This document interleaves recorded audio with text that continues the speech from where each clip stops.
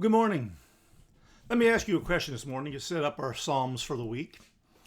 As each week proceeds, as you work through Monday through Friday, do you find yourself at the end of the week longing for the opportunity to go to church, looking forward to that moment when you can be with the saints to sing God's praises, to hear His word? If nothing else, COVID should have taught us that in the past 14 or 15 months, just how important being together as a group, Christians gathering in one place, how important that ought to be to our spiritual life. Many folks experience lonesomeness, some a sense of hopelessness during this lockdown when they could not go to church. Many churches are still just now reopening for the very first time. And I think COVID has shown us, reminded us maybe, just how important a part of the life it is for us to gather together. Unfortunately, as I've said before on numerous occasions in different places, COVID's also taught us that some people, some who called themselves Christians, didn't really enjoy being at church. That during the lockdown, they didn't miss gathering together. And as the statistics are suggesting, maybe nearly as many as 1/3 will not return to church after all this is over. What does that say about their spiritual life? What does it say about those who don't long to come together? Those who don't want to be in the presence of God? Now, I realize church is not the only place where God is present, but just as the temple and the tabernacle in the Old Testament represented God's home, not that He lived there, but that's where they went to be with God, in the same way the modern church building is sort of like that. It's not a place where we make sacrifices literally. It's not where God resides, but it gives us a picture, an image of what it's like to be with the family gathered together in the presence of God. This morning we're looking at Psalm number 84, which speaks of this very thing. It's not what's known as a psalm of ascent. Those come later in the 100s, psalms sang on the way to the temple for special feasts, but it reads very much like that nonetheless. It speaks of the hope, of the longing that one ought to have about being in the presence of God, whether that's Sunday morning at worship or it's just looking forward to eternity in general. But it's a good reminder for us just how important it is for us to long for the day when we can be with God's people in His presence, whether for an hour on Sunday or for eternity in the rest of time. Let's go ahead and read Psalm 84, starting at verse 1. How lovely is your dwelling place, O Lord of hosts! My soul longs, yes, faints, for the courts of the Lord. My heart and flesh sing for joy to the living God. Even the sparrow finds a home, and the swallows a nest for herself, where she may lay her young. At your altars, O Lord of hosts, my King and my God. Blessed are those who dwell in your house, ever singing your praise. Blessed are those whose strength is in you, and whose heart are the highways to Zion.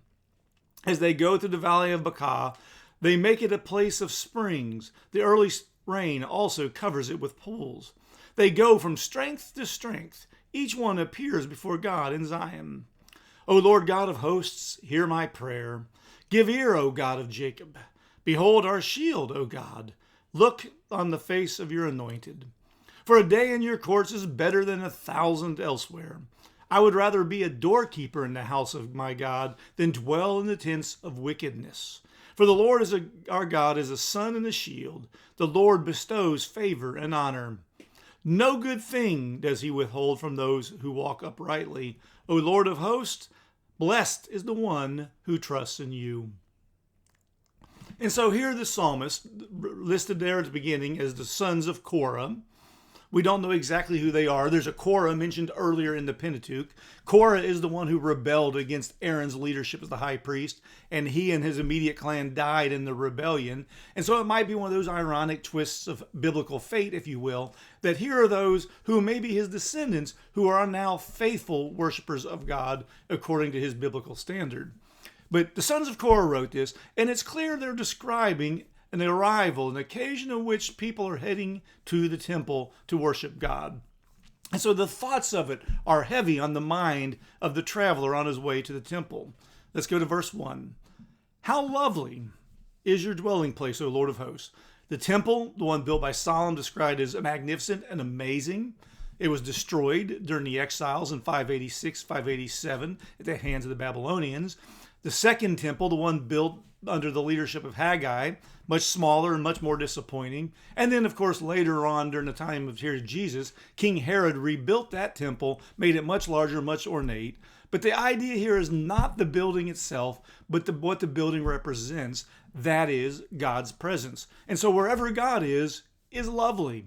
My soul, he says in verse 2, longs, yes, even faints for the courts of the Lord. The longing is not just, wow, I can't wait to get there, but the very heartbeat of the person. My heart, he says, and my flesh, his whole being, sing for joy to the living God. That should be our attitude about Sunday morning, getting the opportunity to gather with the saints. We can worship God wherever we're at, but as the church, we, the assembled people of God, come together to sing God's praises in one voice. And we ought to long for that day. We ought to look forward to it all week long. Not because that's the only time we can do it, but it's the time that we do it in what is a very small microcosm of what it'll be like for all of eternity. Then the author turns to a very familiar image for them, and one we can probably relate to if you think about it for just a moment. He says in verse 3, even the sparrow finds a home, and the swallows find a nest for herself. Have you ever been shopping at a big store, for example, a hardware store like Lowe's or Home Depot? Or maybe you've been to the fair where you've been in the barns and you got doors and they're shut and, all these things seem like they're sealed up, but there's always a bird in there living up in the rafters. That's the picture that the psalmist here has in mind. Here he is in the first section we already looked at, verses 1 and 2, longing to enter into the house, and he gets there and already birds have that privilege. And so it's almost a whimsical look of, man, as much as I want to be there, even such an insignificant creature as a bird is already found a home there, living at the altar of the Lord of hosts.